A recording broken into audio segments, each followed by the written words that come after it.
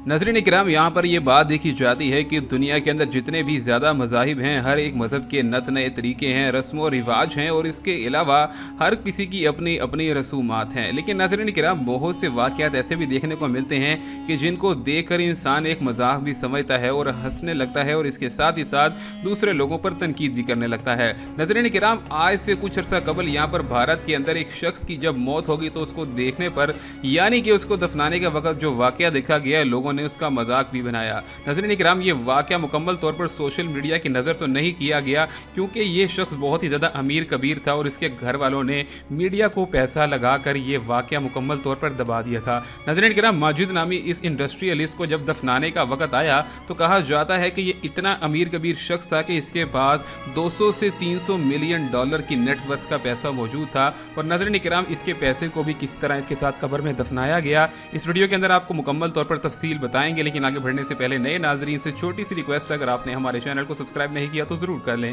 साथ में बेल का बटन भी दबा लें ताकि आपको आने वाली मज़ीद वीडियोस भी मिलती रहें। नाज़रीन किराम, यहाँ पर बाज़ औक़ात ये देखा जाता है कि जितने भी ज़्यादा मज़हब हैं, हर मज़हब ये समझता है कि जब किसी भी मरने वाले को दफनाया जाता है तो वहाँ पर अगर जिस तरह मुसलमान इस बात के बारे में समझते हैं कि अगर मुसलमान को दफनाने के बाद यहाँ पर कुरान खानी की जाए या फातिहा खानी की जाए तो उसके बाद उस शख्स की मगफिरत के लिए दुआएं की जाती हैं। लेकिन दूसरे मज़ाहिब ये समझते हैं कि अगर किसी शख्स के मरने के बाद उसकी दौलत को दुनिया में बांट दिया जाए या उसकी दौलत को दुनिया में उसके साथ ही दफना दिया जाए तो शायद उसके खुदावंदे करीम उसकी बख्शिश कर देगा। नाज़रीन किराम, आम अल्फाज में देखा जाए तो लोग ये कहते हैं कि इसका मतलब तो यही हुआ कि खुदा को रिश्वत देने के मुतरादिफ है, यानी कि अगर आप खुदा को पैसा दे देंगे तो खुदा आपके तमाम तर गुनाहों को माफ़ कर देगा। लेकिन नाज़रीन किराम, ये बात नहीं जानते कि कुरान करीम के अंदर और अहादीस के अंदर ये बात मुकम्मल तौर पर वाज़े कर दी गई है कि अगर तुम किसी के हकूक छीनते हो या लोगों के हक तलफी करते हो तो दुनिया के अंदर जब तक तुम उनसे माफ़ी ना मांग लो या फिर किसी शख्स का हक मारा है तो उसका हक अदा ना कर दो तो अल्लाह भी तुम्हें माफ़ नहीं करता।